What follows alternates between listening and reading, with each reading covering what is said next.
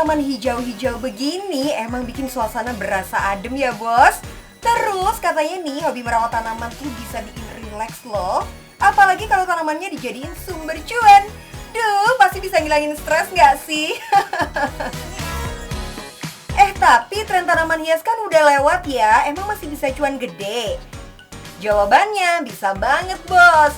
Pasarnya nggak cuma di dalam negeri, penggemar tanaman hias di negara lain ternyata demen banget tuh sama tanaman hias Indonesia. Kenalan kuis sama pengusaha yang masih setia berbisnis tanaman hias sampai sekarang. Halo bos, saya Ade, pengusaha tanaman hias. Mau tahu cara saya menjalankan bisnis? Jangan kemana-mana ya. Ade Wardana Adinata atau Ikrip disapa Ade sudah berkecimpung sebagai pengusaha tanaman hias sejak November 2019. Padahal ya, kalau lihat backgroundnya sih Ade tuh lulusan jurusan peternakan. Tapi namanya bisnis ya bos, kesempatannya bisa datang ke siapa aja. Kalau nggak gercep, kesempatannya bisa diambil orang lain. Selain menjual produk hasil budidaya sendiri, mereka juga memberdayakan petani dan saat ini sudah ada sekitar 1.200 petani yang menjadi supplier. Gak heran nama usahanya adalah Minaku yang artinya pembinaanku. Uniknya nih, Ade lebih memilih untuk merekrut anak-anak muda. Ada sekitar 29 karyawan back office yang bergabung di usahanya. Katanya sih sekalian mengajak anak-anak muda mencintai produk tanaman lokal.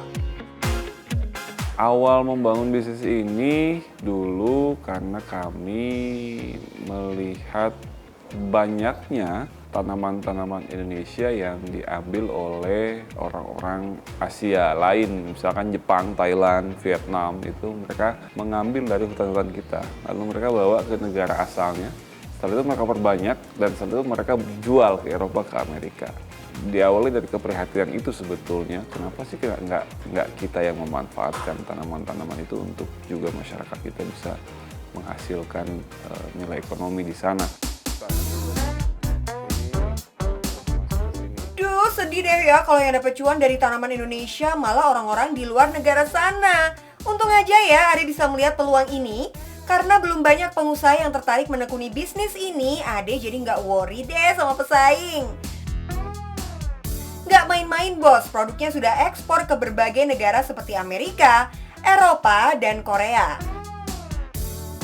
Bahkan sudah ada kontrak kerjasamanya segala loh. Duh, ini sih bisnisnya menjanjikan banget bos. Nah, kalau di Indonesia ini masih dianggap sebagai bisnis musiman atau monkey business. Tapi kalau di negara-negara maju, tanaman hias di dalam ruangan, indoor plant, itu sebetulnya bukan lagi bisnis musiman bagi mereka. Tapi ini adalah luxurious, kemewahan, dan juga need, kebutuhan. Kenapa? Karena tanaman hias ini kalau di Eropa, di Amerika, ini bisa menjadi sebuah terapi healing. Jadi bagaimana mereduce ODC namanya, penyakit obsessive compulsive disorder itu dengan tanaman hias. Jadi tidak lagi mereka mengkonsumsi obat.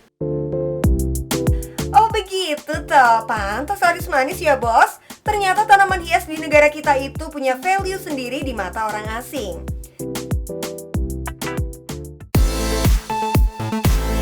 Buat yang ngerti tanaman pasti paham deh kalau harga jual produk ini pasti mahal.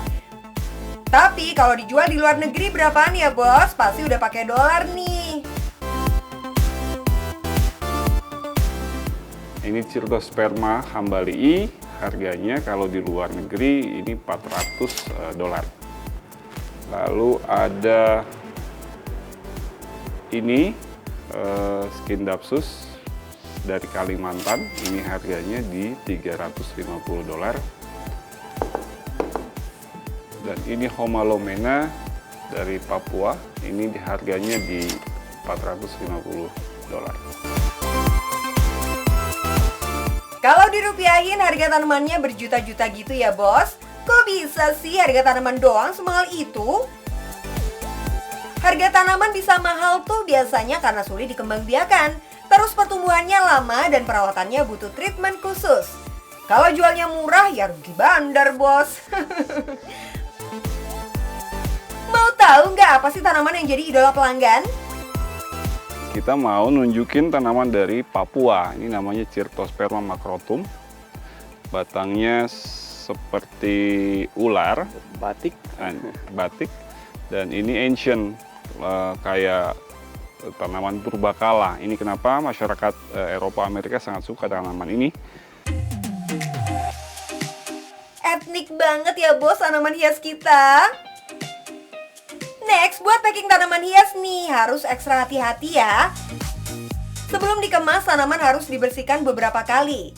Terus ditambahkan cairan khusus agar tidak hama atau virus yang masuk ke tanaman. Dari pembibitan, perawatan, sampai pengemasan, semua butuh perhatian ekstra.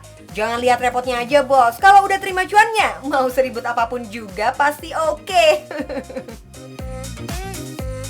Omset penjualan dari Minaku kalau yang paling tinggi bisa sampai 5 miliar per bulan, rata-rata bisa sampai 1 miliar, minimal bisa sampai